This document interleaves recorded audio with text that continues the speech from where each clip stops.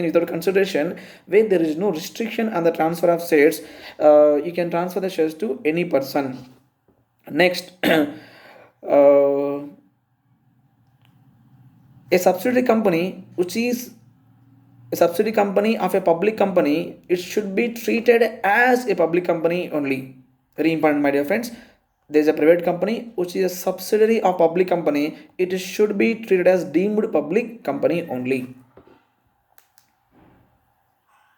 And in the public company definition itself, public company, that means it can freely invite the public for the subscription of their securities. These are about public company, private company, and one member company.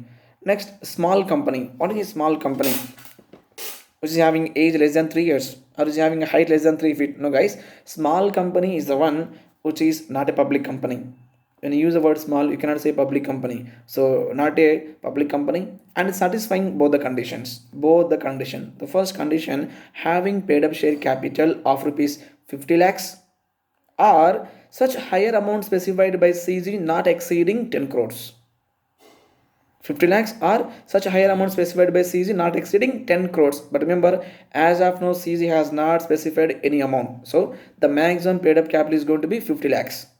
And I said both conditions. And turnover of rupees 2 crores or such a higher amount specified by CG not exceeding 100 crores. But again, as of now, nothing specified by CG. So the maximum turnover is going to be 2 crores. Now the conditions of a small company is paid up share capital of maximum 50 lakhs and turnover of rupees only 2 crores. Yes. Next, again clarification, a section 8 company cannot be called a small company. We'll see that. Section 8 company, which is a company formed for charitable object, cannot be called as a small company. Next, a holding company or a subsidiary company cannot be called as small companies. And the same way, a company which is incorporated under special acts again cannot be called as small companies. Now, different types of companies on the basis of control, on the basis of holding control. So there are three types of companies: holding company, associate company, and a subsidiary company. Holding company is the one which is having either control or significant influence over the other companies. Holding company is a company which is having either control or significant influence over the other companies. Next, subsidiary company is the company in which the other company having control. In which the other company having control will be called as subsidiary company. Associate company is the company in which the significant influence is held by other company. Now you should understand what is the meaning of this control, what is the meaning of the significant influence. Control refers to holding more than or equal to 51% of the paid up share capital, or controlling the appointment of directors of that another company. That means if A Limited holds 51% of the shares paid up share capital of B Limited, then B will be called as subsidiary of A. No, it is not having 51% of paid up capital, sir, but the board of directors of B Limited, who should be the board of directors of B Limited, are controlled by A, then also B will be called as subsidiary of A. So subsidiary company is the one which is controlled by another.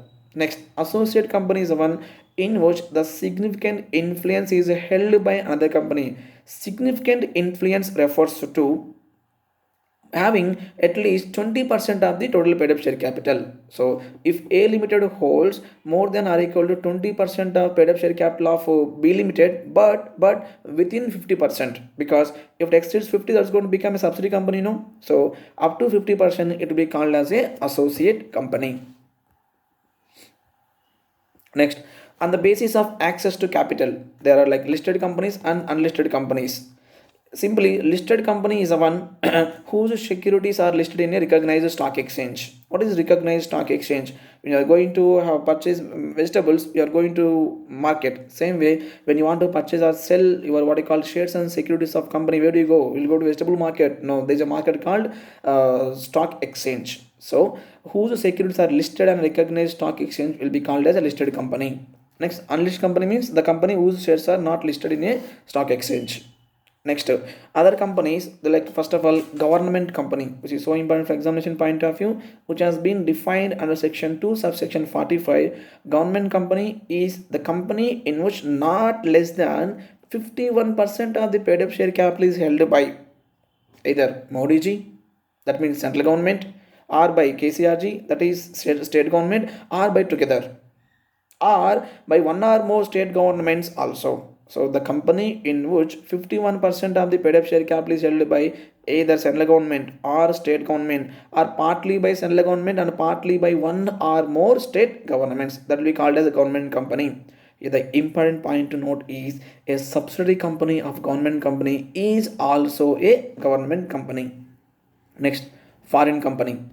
Foreign company, it is a foreigner. Who is foreigner? Whose place of birth is outside India and who came to India, then we will say him as a foreigner. Same way, foreign company is the one whose incorporation is outside India but having what place of business in India. So how they can have place of business in India? Yes, they can have either through their agents, or through a branch, or through their what you call in electronic form. So incorporated outside India, having place of business in India through their agents or through branches or in electronic form, that will be called as a foreign company.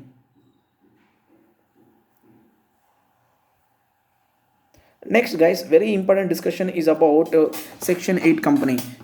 It is a company which is incorporated for carrying charitable object. What object? Charitable objects. So there's a movie called Srimantudu. In that there's a famous dialogue saying that ఊరు చాలా ఇచ్చింది తిరిగి ఇచ్చేయాలి లేకుంటే లావ్ అయిపోతాం. Sir, I didn't see the movie. Don't worry. That won't be asked in the examination. So, Section 8 company, the main objective is to serve the society or giving something back to society. Charitable object. Our intention is not to make or not to distribute the profits. Our intention is to serve the society. That is called a Section 8 company. So the group of persons who want to serve the society with a charitable object, they can be considered as a company under Section 8 of the Companies Act 2013. So it is a company. Section 8 company is a company incorporated for carrying charitable object. What can be this charitable object? It can be anything like promotion of an religion, promotion of a sport or art, or what you call training in any sport, or promotion of education, or promotion of health, or protection of environment or wildlife. Anything which is carried with an intention of charity, not to make the profits. Now, sir, what are the benefits I am going to get once I start as a Section 8 company? The basic benefits you are going to get is you need not use the words limited or private limited as suffix to your name. Next, the liability. The members who are all formed a Section 8 company, they are having only limited liability. And generally, to call for a meeting, the company has to give 21 days notice. But you are a Section 8 company, you have given the privilege only to call a meeting only with a 14 days notice instead of 21 days. Next, the criteria of minimum number of directors is not applicable to Section 8 company. Like if you want to form a private company, at least there should be 2 directors. Public company, at least there should be 3 directors. But that criteria is not applicable to a Section 8 company. Yes. Now, sir, once if I want to form, incorporate or do business as a Section 8 company, I should get a license from central government. So if I get license from CG, then only I can act as a Section 8 company. Sir, when I say Section 8 company, how I am going to get funds? The different ways of raising funds by Section 8 company is mainly through donations or grants, or they may conduct what you call some income rising or income rising events.